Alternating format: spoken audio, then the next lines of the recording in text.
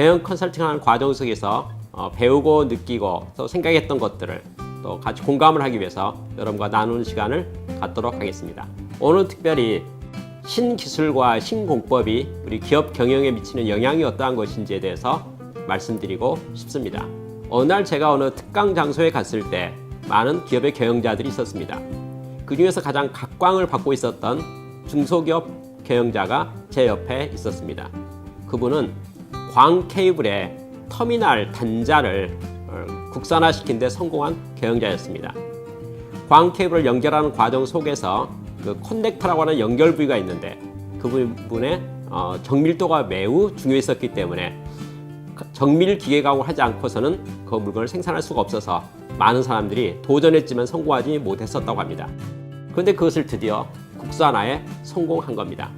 당연히 국내 시장 점유율이 100% 독점이 되었습니다. 그뿐만 아니라 일본을 포함한 세계 수출도 많은 물량을 얻게 되었습니다. 회사 실적이 매우 좋았기 때문에 또 저에게 매우 자랑스럽게 자기 회사를 소개했기 때문에 저도 그 회사를 한번 방문하고 싶었습니다. 저는 초대를 받았고 그 공장을 방문해서 생산 라인을 견학하게 되었습니다. 많은 연막이라고 하는 공작기계 또 아주 정밀기계 가공 기계들이 수도 없이 많이 있었고 풀가동하고 있는 모습을 보게 되었습니다. 작년보다 올해 또 올해보다 내년 매출액이 거의 10배 가까이 성장한다는 이야기를 들으면서 순이익도 급증하고 있는 모습을 보면서 매우 부러운 마음을 갖게 되었습니다. 한 2년 정도 지나고 나서 이야기입니다. 제가 어느 날 기회가 있어서 그 공장이 있었던 공단 지역을 방문하게 되었습니다. 저는 회사가 엄청 컸을 거로 생각했기 때문에 그 회사를 지나가게 되었죠. 그런데 아쉽게도 그 공장 문 앞에 보니까 철조망이 되어 있을 뿐만 아니라 출입 금지라고 하는 노란 팻말이 있는 것을 보게 되고 깜짝 놀랐습니다. 저는 주변 사람들에게 여쭤보았습니다. 아니 그 회사 잘 나가는 회사이고 최고 회사이고 기술력이 있어서 국내 독점이었는데 어떻게 이 회사가 문을 닫게 되었습니까? 그랬더니 이런 문제를 저에게 설명해 주었습니다. 그 회사는 사업이 너무 잘 됐기 때문에 설비 대수를 무한대로 늘렸다고 합니다.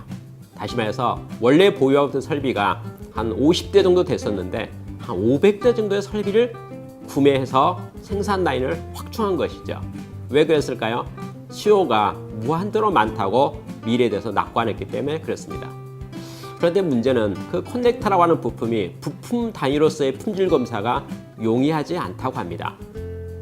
가져다가 사용, 조립을 해보고 나면 드디어 제품의 부품에 대한 커넥터의 성능이 결정되는데 10개 정도를 조립하게 되면 하나 정도는 성능에 미달이 되고 문제가 되어서 그 불량으로 빠지게 된다고 합니다.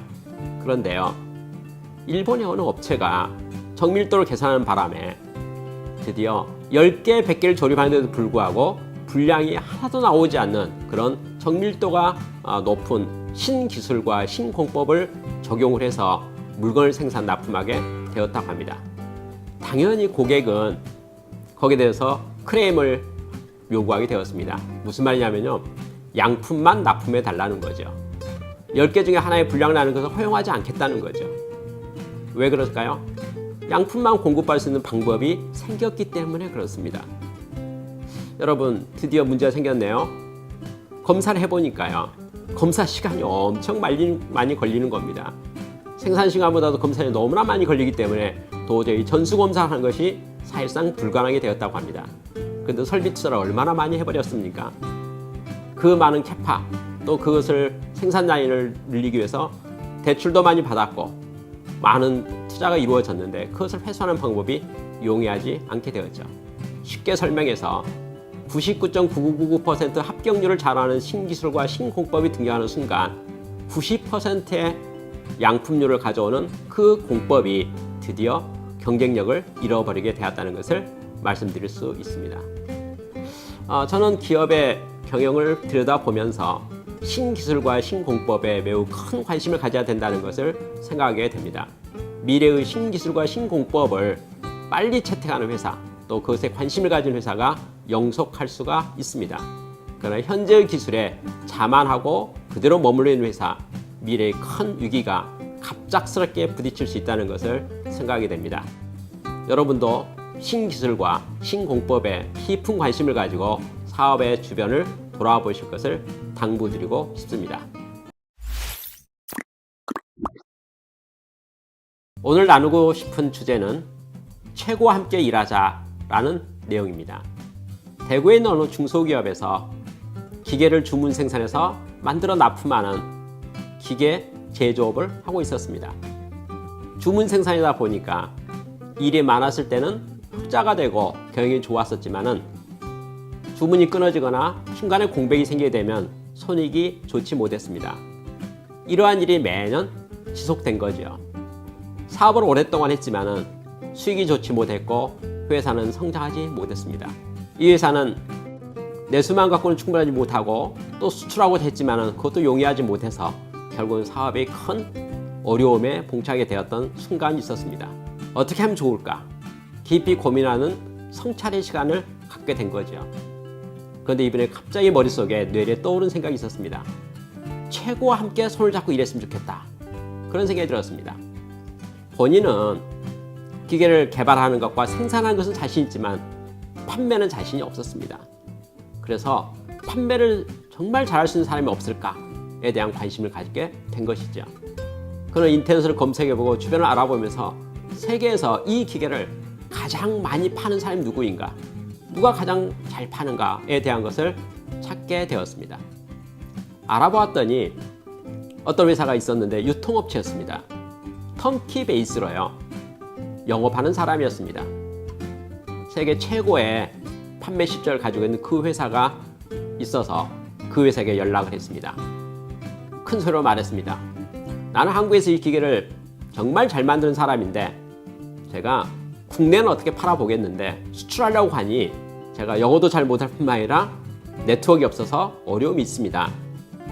10년 동안 저희 제품에 독점 판매권을 드릴 용의가 있으니 저희 물건 좀 추격해보면 어떻습니까? 그 유통업체에서는 이 기계에 대해서 관심이 있었습니다. 품질에 대한 관심이 더 높았었고요.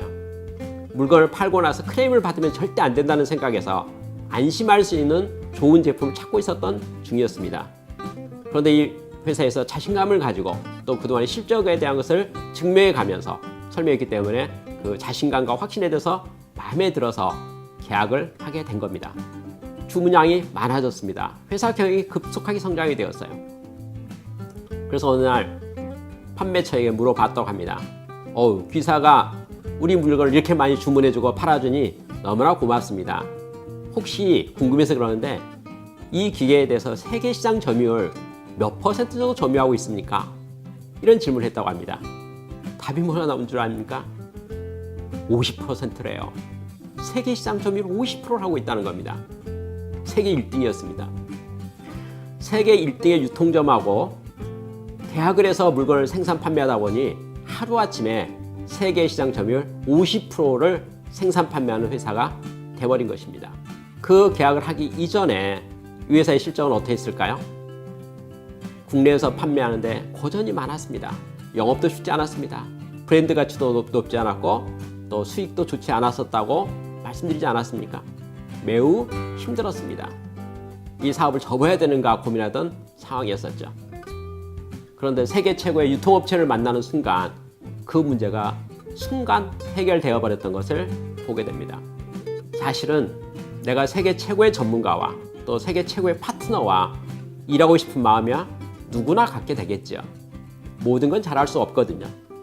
그러나 내가 마땅히 잘해야 될 것, 그것에 집중해서 세계 최고의 안목과 실력을 갖추게 된다면 세계 최고의 전문가와 또 세계 최고의 수준의 파트너들과 함께 일할 수 있는 기회를 얻게 된다라고 생각합니다. 좋은 사람들 함께 만나서 역량을 갖추고 또 좋은 일을 도모하는 거 좋다고 생각합니다. 개인의 독불장군 시대는 이제는 어려운 것 같고요. 이제는 팀워크의 시대인 것 같거든요. 최고의 기량을 갖는 최고의 팀을 만드는 것, 그리고 최고의 전문가와 함께 일하는 것, 최고와 손잡고 일하는 것, 그것이 미래에 이르는 최고의 방법이라는 것을 말씀드리고 싶습니다. 최고와 함께 손을 잡고 일하십시오.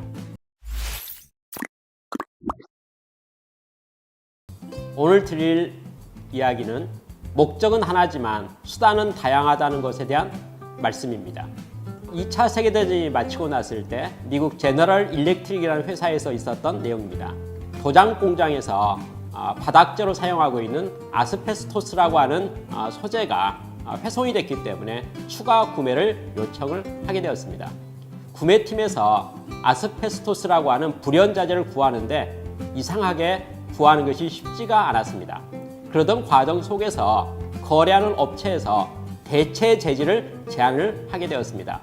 이 신소재는 불연자재로서 목적이 매우 훌륭하고 성능이 매우 탁월합니다 라고 하면서 신제품을 제안한 겁니다. 성능이 매우 우수했을 뿐만 아니라 가격도 쌌습니다. 당연히 구매 담당자는 아스베스토스 대신에 이 대체 재질로서 구매를 하고자 했습니다.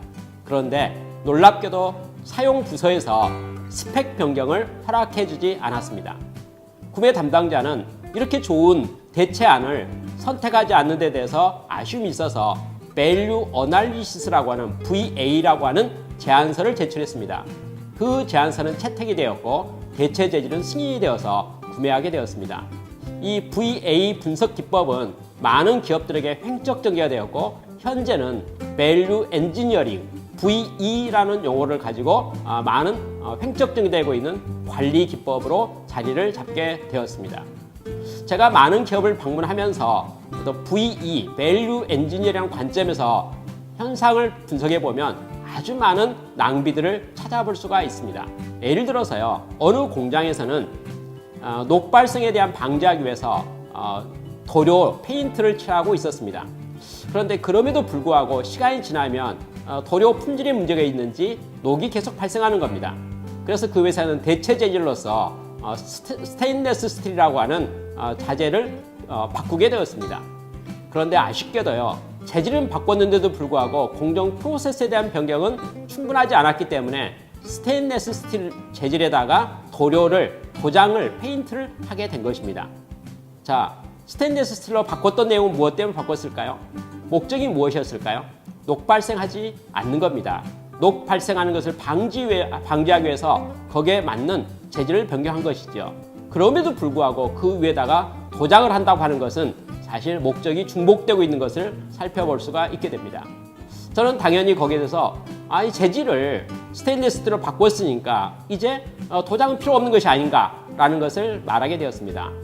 듣고 보니 맞는 말이죠. 그래서 거기에 대한 것을 삭제하게 되었습니다. 우리가 일하는 과정 속에 습관적으로, 관행적으로 쭉 반복적으로 해오는 일들이 참 많습니다. 왜 그 일을 하고 있습니까? 그것의 원래 목적이 무엇이었습니까? 그 일을 하는 역할이 무엇일까요? 기능이 무엇일까요? 우리가 목적과 역할과 기능을 생각해 본다면 우리가 모든 것들에 대해서 다시 한번 재검토할 수 있게 됩니다. 다시 말해서 대체 재질을 찾아보는 거지요. 대안을 찾아보는 겁니다. 그것을 우리는 이렇게 말합니다. 아이디어 발상이라고 말하는 거죠. 목적을 달성하는 다른 방법이 없을까요? 더 좋은 방법 없을까요? 최근에는요, 신기술이나 신공법이 너무나 많이 발표되고 있고 나오고 있기 때문에 신기술과 신공법과 새로운 트렌드를 적용하게 된다면 대체안은 무한대로 만들어낼 수가 있습니다. 여러분, 새로운 대체안은 놀랍게도요, 품질적인 면, 가격적인 면, 모든 면에서 획기적일 뿐만 아니라 탁월한 성과를 나타내는 경우를 참 많이 발견하게 됩니다.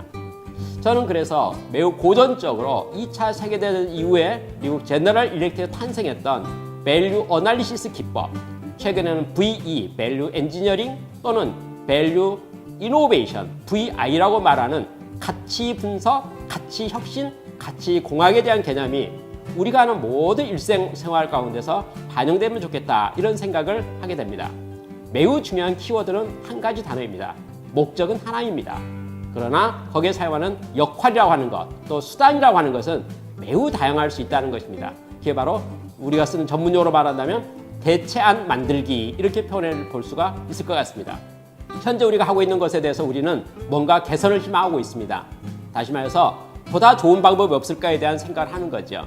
더 좋은 방법 찾기, 그건 바로 목적과 기능을 달성하면서 대체안을 찾는 방법이라고 말할 수가 있겠습니다. 여러분 반드시 명심하십시오.